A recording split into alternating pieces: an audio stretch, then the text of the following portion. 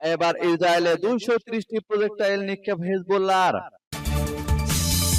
আরো বিস্তারিত জানিয়ে দিব। এদিকে দক্ষিণ বৈরুতে ইসরায়েলের টানা 11টি বিমান হামলার কথা জানালো হিজবুল্লাহ। এবার বিনা দ্বিধায় পরমাণু অস্ত্র ব্যবহারের হুমকি কিমের। এদিকে লেবাননে ইসরায়েলি হামলায় আরো 37 জন নিহত।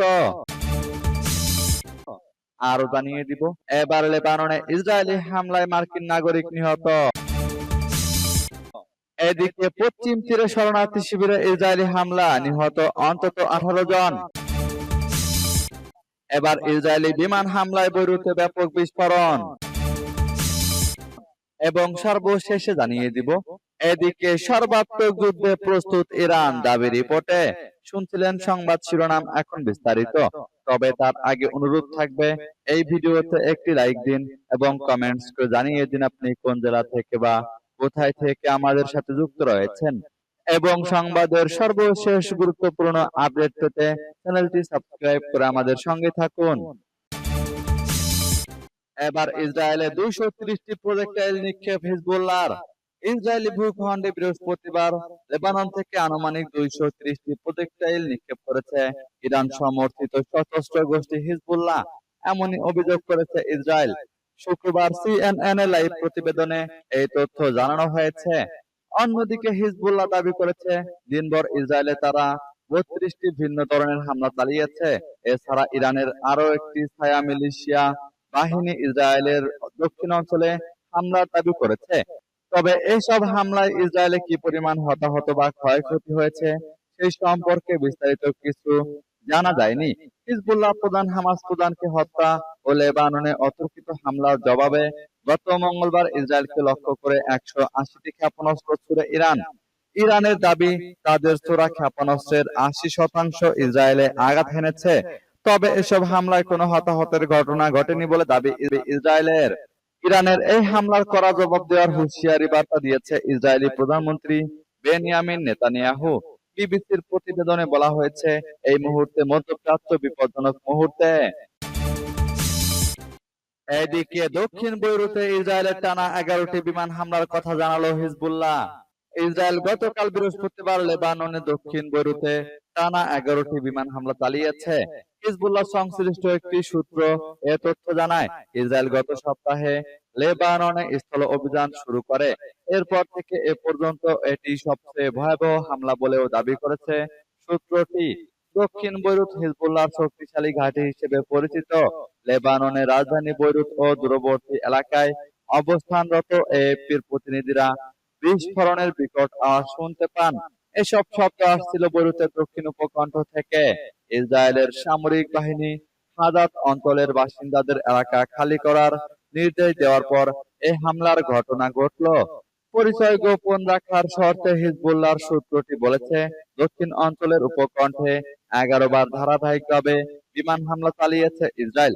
লেবাননের জাতীয় সংবাদ সংস্থা বলেছে, এ পর্যন্ত টানা 10টির বেশি হামলার তথ্য নথিভুক্ত করা হয়েছে।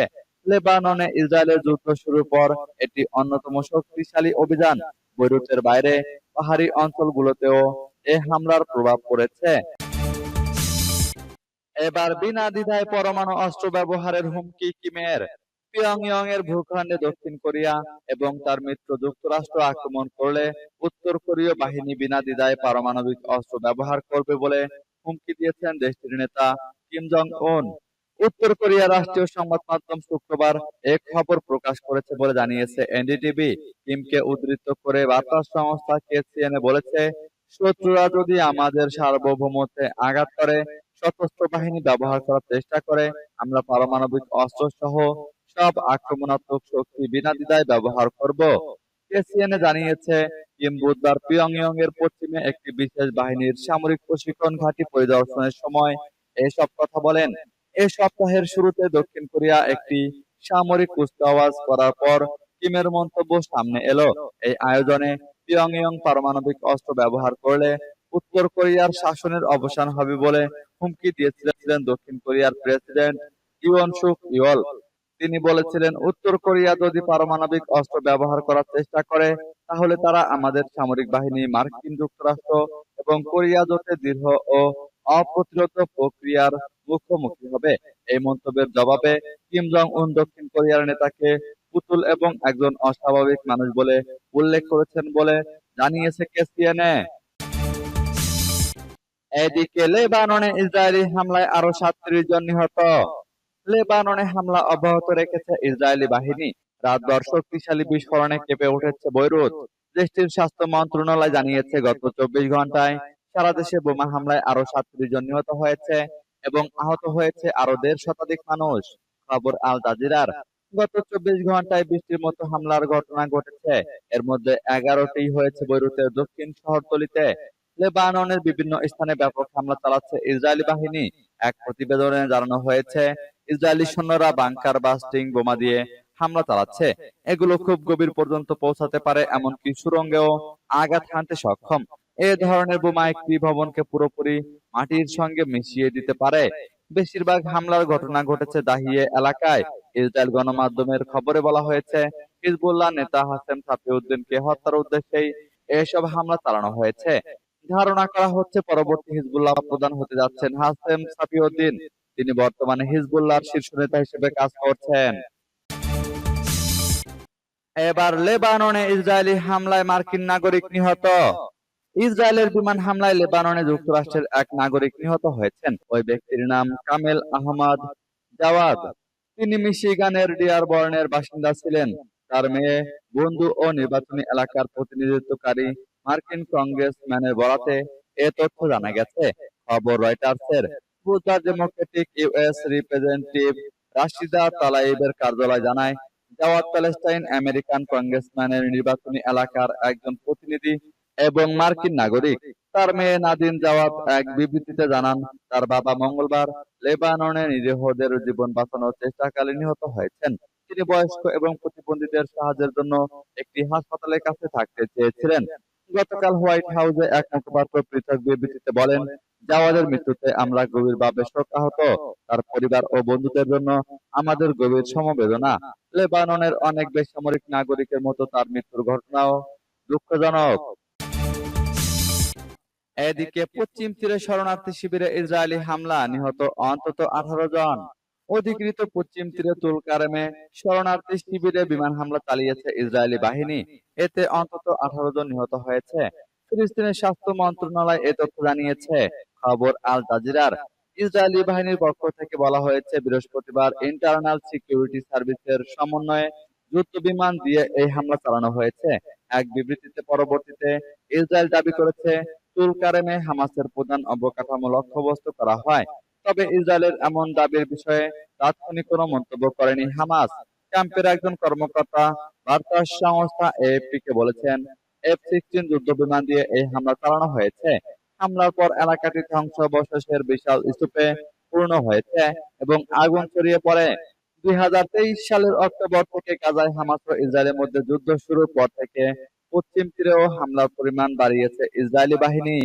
জাতিসংঘের মানবাধিকার সংস্থা ওসিএইচও বলেছে, গত বছরের 7 অক্টোবর থেকে চলতি বছরের সেপ্টেম্বর পর্যন্ত পশ্চিম তীরে 695 জন ফিলিস্তিনি নিহত হয়েছে। এদের বেশিরভাগই ইসরায়েলি হামলায় নিহত হয়েছে এবং ডজন খানেক লোক ইসরায়েলি সেটেলারের আক্রমণে নিহত হয়েছে। এবার ইসরায়েলি বিমান হামলায় বৈরুতে ব্যাপক বিস্ফোরণ। ইরান সমর্থিত সশস্ত্র গোষ্ঠী হিজবুল্লাহকে লক্ষ্য করে লেবাননে আবারও বিমান হামলা চালিয়েছে ইসরায়েল। ইসরায়েলি বোমা হামলায় বৈরুত বিমানবন্দরের ঠিক বাইরে ব্যাপক বিস্ফোরণের ঘটনা ঘটেছে। খবর বিবিসির। তবে ইসরায়েলের এই হামলায় লক্ষ্য কি ছিল সেটি এখনো স্পষ্ট না। বিবিসি বলছে, রাজধানীতে বিমানবন্দরের এই দাহিয়ে এলাকার সীমানা হিজবুল্লাহর শক্ত ঘাঁটি।